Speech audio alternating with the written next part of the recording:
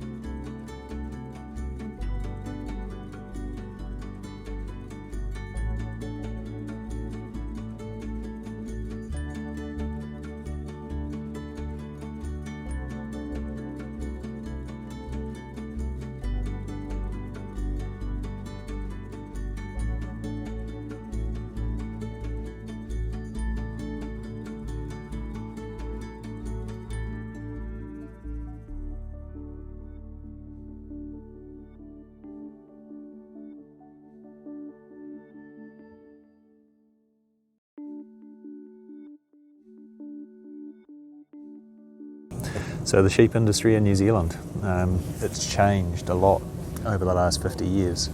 These days we're sitting at 28 million sheep, of which we've got about 16.5 million ewes, plus replacements. So yeah, that's from a peak in the 1970s of around about 70 million odd sheep.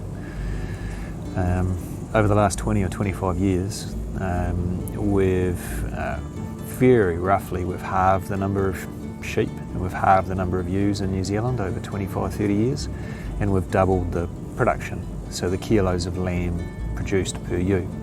So our numbers have dropped off but our production stayed flat. Around about half of that gain in productivity has come from improved systems, so maybe more fertiliser, some better fencing, some more efficient feeding, adoption of technology such as pregnancy scanning, and a whole raft of other things around feed budgeting and planning. And around about half of that productivity increase has come from genetics. So our ewes have become more prolific, they've become in many cases more robust, and our lambs grow faster and to bigger weights.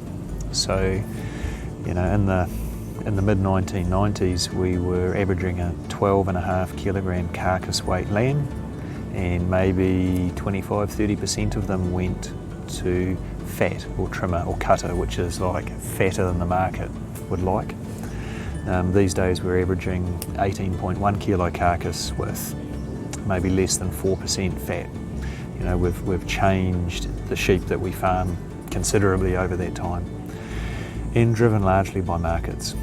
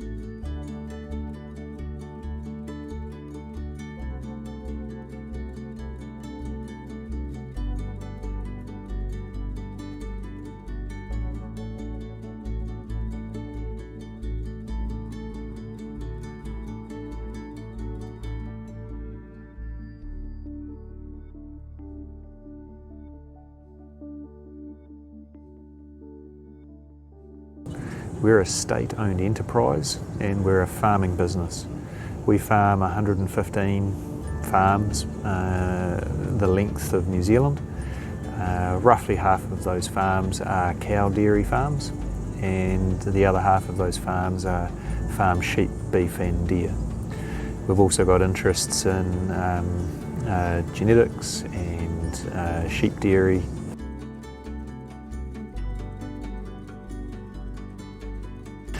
So sheep farming at Pamu, and which is representative of New Zealand, is meat sheep farming.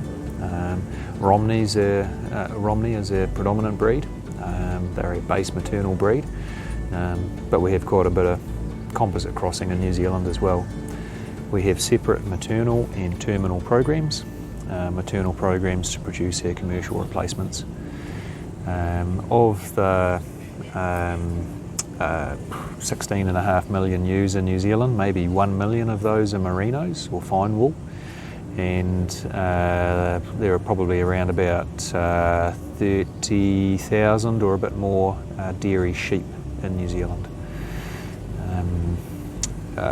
Most of the income from our meat sheep comes from meat. Wool, unfortunately, in most instances for strong wool farming, so over 30 microns, is costing us more to shear than we return from it.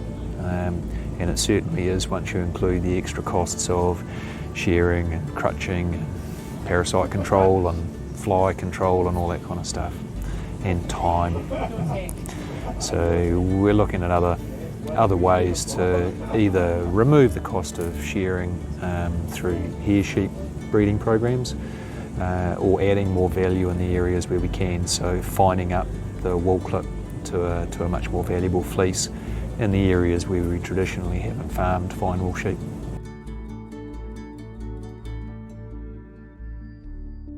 So particularly in the North Island, in the warmer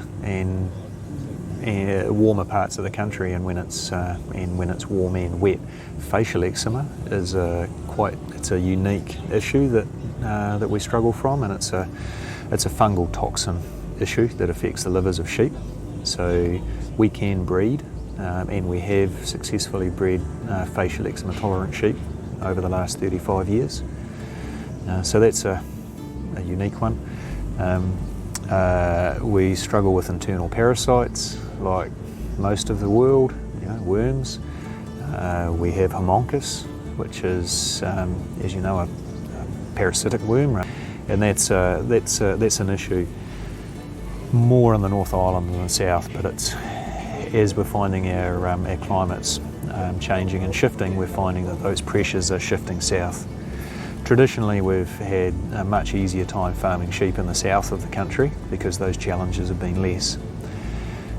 Across the whole country, we have significant challenge from pneumonia as well, and we don't have the same methods of control for that we do with, say, facial eczema for breeding, or for anthelmintics for parasite resistance, for parasites. So, that's one of the big challenges we've got to try and do something about.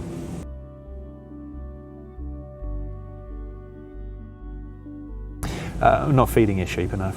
Yeah, it's always a challenge. We've got with our farming systems, where the climate can be fickle, and the variation in pasture grown, from one spring to the next, or from one summer to the next, can be huge. And we've got areas of the country where we can go from growing 25-30 kilograms of dry matter a day to 10 over a period of a couple of weeks when things dry out, and that makes it really hard to balance that feed supply and demand. What's compounded that over the last couple of years is like a declining labour force and processing plants in particular. So processing space just puts a bit of pressure on farms. So just getting that balance of feeding in a pastoral system is a real challenge. Knowing exactly how much feed we've got every day and how that's changing, and exactly how our animals are performing every day is a tough ask.